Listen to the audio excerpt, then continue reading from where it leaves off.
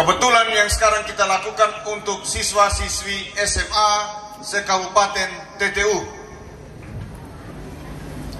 Oleh karena itu, ajang ini dimanfaatkan dengan baik untuk mengembangkan potensi dan bakat dari masing-masing kita, siswa-siswi SMA se-Kabupaten TTU. Kata kunci di dalam pengembangan minat dan bakat itu adalah semangat yang ada pada diri sendiri.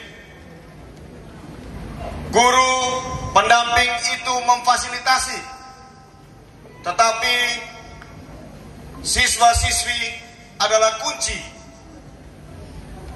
Bisa tidak bakat dan potensi itu dikembangkan atau didorong untuk muncul ke permukaan. Oleh karena itu dibutuhkan kerjasama yang baik, siswa-siswi dan guru maupun pendamping. Tidak bisa masing-masing berjalan sendiri. Guru pendamping tanpa siswa-siswi yang punya minat dan bakat tidak bisa melakukan apapun.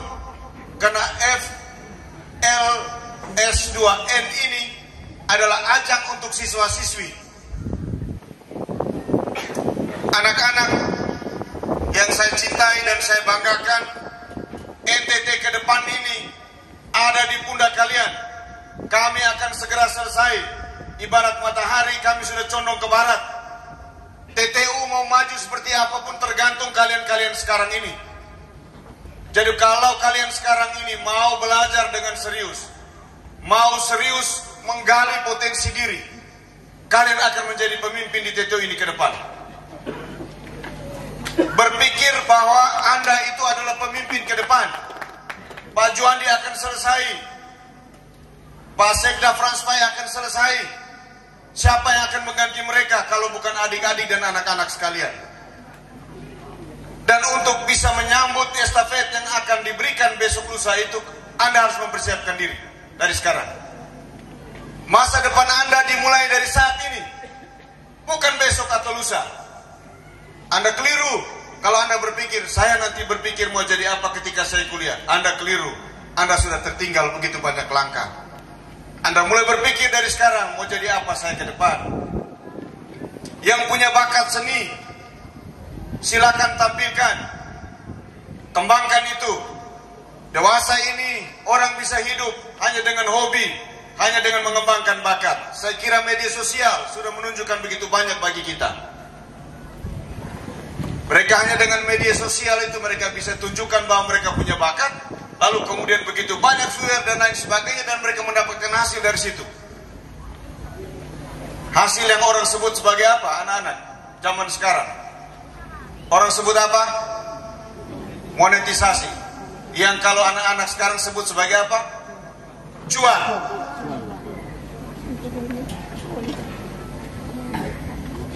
Oleh karena itu saya mengharapkan betul semua yang mengikuti kegiatan ini, ikuti dengan serius, lakukan dengan segenap hati.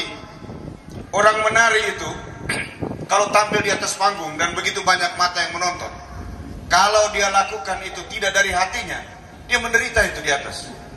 Belum lagi pakaiannya yang misalnya agak keras diikat dan lain sebagainya, itu dia menderita. Tetapi kalau dia lakukan dari hatinya, itu dia menikmati. Dia bisa tersenyum karena tidak bisa orang menari dalam keadaan mukanya merenggut, jidatnya merenggut. Itu ketahuan dia menari tidak dengan hatinya.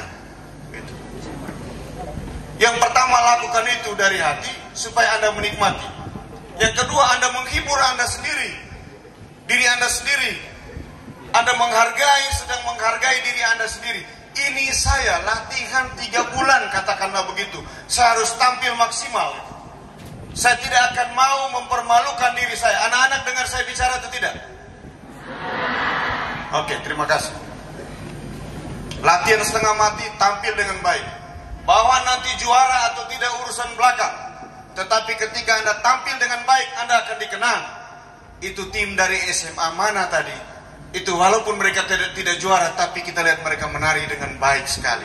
Mereka menari dengan hatinya. Mereka tidak sekadar menggerakkan tangan atau kaki, tapi mereka menari dengan hati mereka. Mereka membaca puisi dari hatinya. Begitu. Jadi lakukan itu dengan kesungguhan, lakukan itu dengan hati, supaya Anda bisa menikmati. Sesuatu yang dilakukan dengan terpaksa itu hanya menghasilkan penderitaan. Menderita itu. Itu catatan untuk anak-anak ya. Termasuk juga teman-teman saya para guru, kepala sekolah, membimbing anak, lakukan dari hati supaya Bapak Ibu tidak menderita. Karena kalau ada siswa yang melawan itu menderita, itu sakitnya di sini. Tapi kalau lakukan dengan hati tidak menderita. Oh, hari ini dia kenapa ya? Mungkin dia ada alasan. Dekati dia, anak kenapa kamu hari ini menarinya tidak bagus? Minta maaf, kaki saya sakit sekali. Mungkin tadi jalan terantuk. Tapi kalau tidak didekati, dia tidak kasih tahu. Kamu kenapa menari tidak bagus? Nah, misalnya seperti itu. Jadinya kita seperti itu. Begitu toh? Lalu kemudian Bapak Ibu, saudara-saudari yang saya hormati, teristimewa anak-anak yang saya cintai dan saya kasih. Membangun pendidikan, mengerjakan apa saja untuk kesuksesan, untuk keberhasilan, kata kuncinya cuma satu. Disiplin. Apa anak-anak? Disiplin. Harus disiplin. Disiplin melakukan segala sesuatu. Hanya orang disiplin yang bisa bicara tentang sukses. Hanya orang disiplin yang bisa bermimpi tentang sukses. Yang tidak disiplin jangan omong tentang itu, undur jauh-jauh. Nah, jadi harus berdisiplin. Disiplin masuk kelas, disiplin belajar, disiplin mengerjakan tugas-tugas, disiplin berlatih, dan disiplin mengikuti perintah guru atau pembimbing. Disiplin itu membentuk karakter kita. Ingat, ada 3 kata kunci di dalam pendidikan kita. Yang pertama literasi, yang kedua numerasi, yang ketiga pendidikan karakter. Orang pintar, orang cerdas, tapi kalau dia tidak berkarakter, tidak dibutuhkan di negara ini, tidak dibutuhkan oleh masyarakat dimanapun Anda berada. Dimanapun Anda berada. Karena kita anak sekolah, kita sekolah, kemudian dari SMA, SMK, melanjutkan pendidikan yang tinggi, kita harus bisa membentuk karakter. Karena berbahaya kalau orang pintar tapi tidak berkarakter. Dia kenal teknologi, dia bisa ciptakan teknologi, tapi kalau dia tidak berkarakter, maka teknologi itu akan digunakan untuk menghancurkan. Tapi kalau dia berkarakter, dia akan hati-hati. Saya kira adik-adik cukup banyak menonton film. Banyak biolog-biolog terkenal kalau di film itu kita lihat mencoba ilmu mengeloni makhluk hidup yang satu dari yang lain, kemudian bisa menjadi monster. Saya kira itu contoh-contoh yang baik supaya berkarakter. Oleh karena itu, saya ajak betul kita semua yang terlibat di dalam dunia pendidikan untuk memperhatikan ini dengan baik. Disiplin. Hal lain yang penting dalam disiplin itu adalah contoh dan teladan. Jangan mengharapkan siswa-siswi atau anak murid untuk disiplin kalau kepala sekolah, kalau para guru belum disiplin. Itu bohong. Ibarat menggantang asap, bohong. Oleh karena itu, mari teman-teman saya, mulai dari Ibu Korwas di TTU, saya titipkan teman-teman pengawas, teman-teman kepala sekolah, para guru, mari.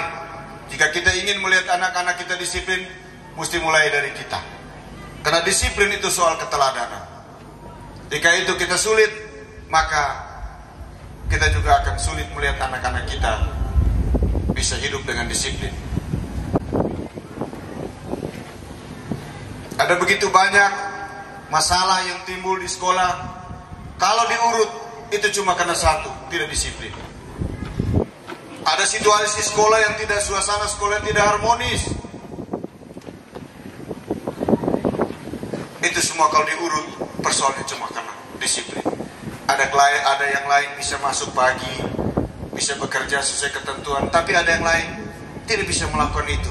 Maka mulailah ada kecemburuan. Loh, Kenapa kita mendapat hak yang sama, harus mendapat hak yang sama, sementara kita mengerjakan tidak dalam jumlah yang sama? Nanti bisa cari, bisa browsing itu, macam-macam keadilan, ada keadilan proporsional dan seterusnya. Siapa yang mencangkul satu petak, dia wajar mendapat hasil memanen dari satu petak itu. Kalau yang mencangkul tidak sepetak, kenapa menuntut harus memanen dari sepetak itu? Itu contoh-contoh yang sederhana. Orang tua kita tidak pernah memanen jagung di kebun yang lain, tidak pernah. Mereka hanya mau memanen dari jagung dari kebun yang dia kerjakan, dari jagung yang dia tanam. Dia tidak pernah memanen dari jagung di kebun orang lain. Oleh karena itu saya ajak betul kita untuk disiplin di dalam tugas dan pekerjaan kita. Bapak Ibu, anak-anak yang saya hormati dan saya kasihi, saya berharap kegiatan ini bisa berlangsung dengan baik untuk bisa menemukan bakat dan talenta yang ada pada siswa-siswi kita. Kita semua tahu bahwa jenjang ini akan dilakukan bertingkat, kabupaten, provinsi, dan ke tingkat nasional. Bukan tidak mungkin jika ini dilakukan dengan baik, tidak sekadar dilakukan karena tuntutan ada alokasi anggaran, sudah direncanakan dari pusat, jadi ya kita lakukan saja. Tidak begitu. Jika kita lakukan memang benar-benar kita serius untuk melakukan, kita akan bisa memunculkan anak-anak dengan bakat seni yang luar biasa di wilayah kita ini, dan dia bisa kemudian mengangkat TTU ke pentas NTT, dan bahkan mengangkat NTT ke pentas nasional. Karena yang semua yang ada di tingkat nasional itu datang dari daerah juga, begitu. Kalau kita nonton anak-anak kita di Jawa bisa menari dengan baik, itu ada juga di anak-anak kita itu bisa menari dengan baik. Orang TTU itu hebat dansa. Kita lihat di TikTok itu semua akun TikTok kalau dari TTU itu jago-jago dansa semua. Lentur, lembut. Berarti orang TTU jago menari. Nah, jago menari itu mari tampilkan. Gitu. Jangan hanya jago di TikTok, jago di Facebook, tapi mari jago di pentas yang sudah disiapkan oleh panitia ini. Munculkan dirimu supaya bisa dikenal, dan kalau Anda bisa menjadi juara, Anda bisa mewakili daerah ini. Seni itu penting, anak-anak. Kalau tidak ada seni, orang itu kemudian menjadi kering. Ya, misalnya juga orang senyum ikhlas, itu juga seni, teman-teman, anak-anak. Ya. Jadi jangan sampai kemudian kita pintar, cerdas, tapi bukannya begitu terus. Jadi ikuti lomba ini dengan baik. Semoga hasilnya nanti memuaskan semua peserta. Dan dari antara semua peserta ini bisa kemudian ada yang terpilih mewakili TTU ke pentas provinsi. TTU itu daerah yang hebat, daerah yang luar biasa. Dan saya kira di bidang seni juga TTU luar biasa. Saya selalu mengikuti kalau ada hari ulang tahun kota Sari. Itu luar biasa itu. Saya selalu ikuti di medsos. Luar biasa TTU. Dan saya kira itu yang menjaga itu supaya tetap eksis, itu salah satunya melalui media seperti ini. Ya toh? Kalau tidak, tarian-tarian kita orang tua sudah selesai, lalu kemudian anak-anak tidak tahu, tidak dilatih, lalu kemudian selesai.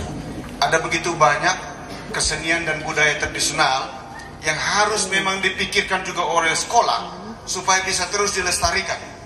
Sekarang itu ada keresahan yang luar biasa, karena ketika misalnya katakan di Keva biasa juga orang Natoni, ada juga. Natoni itu tidak semua orang bisa. Mereka bisa karena mereka dilatih. Kalau tidak, ini bisa hilang ini. Sekarang di Kota Kupang itu juga kalau ada tamu-tamu, untuk menerima tamu dengan Natoni itu carinya setengah mati. Hanya 1-2 orang yang tahu, oh Pak, itu di desa sana ada. Lalu kemudian mereka dipanggil Natoni, kira mereka dipanggil kosong saja. Tidak, harus siapkan transportnya, harus siapkan dia punya jasanya dan seterusnya. Jadi orang bisa hidup dengan seni itu. bisa hidup. Nah ini juga perlu kita pikirkan. Ada tarian-tarian tertentu misalnya juga, kalau tidak dilatih, selesai yang jago itu. Kemudian ketika dia meninggal lalu orang menyesal, kenapa itu hari tidak minta dilatih anak-anak kita dalam kampung. Itu problem kita sekarang. Dan saya kira melalui festival ini juga bisa dipikirkan ke depan juga hal-hal yang seperti itu bisa dilakukan untuk menjaga kelestarian dan memastikan itu bisa terus dikembangkan. Ibu Korwas, Bapak Sekdis, Bapak Ibu pengawas, Bapak Ibu kepala sekolah, para guru, Bapak Ibu ketua komite, siswa-siswi yang saya kasihi, saya kira itu saja yang bisa saya sampaikan pada kesempatan ini. Saya buka ya. Saya punya kebiasaan kalau membuka kegiatan itu tidak sendiri tapi membuka bersama-sama. Oleh karena itu nanti saya sampaikan, kalau kemudian kita buka dengan ada cara membuka yang tidak disiapkan ya. Oke. Nanti kalau saya menyatakan dibuka, kita semua bertepuk tangan bersama sebagai tanda kita membuka. Setuju? Setuju. Atas izin kita semua dan restu dari Tuhan Yang Maha Kuasa, maka saya Ambrosius Kodo, Kepala Dinas Pendidikan dan Kebudayaan Provinsi Nusa Tenggara Timur, dengan tepuk tangan kita bersama menyatakan membuka Festival Lomba Seni Siswa Nasional tingkat SMA se-Kabupaten TTU hari ini tanggal tahun. Mari kita tepuk tangan bersama. Sekian dan terima kasih. Wassalamualaikum warahmatullahi wabarakatuh.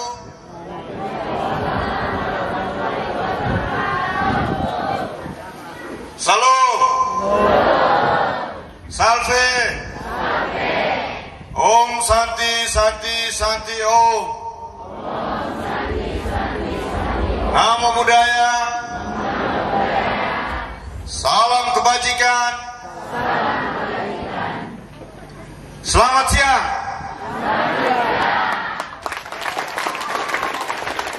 Sekali lagi kami mengucapkan terima kasih kepada Bapak Ambrosius Kodo, Esos MM yang telah membuka kegiatan Hardiknas dan juga FLS 2N pada hari ini.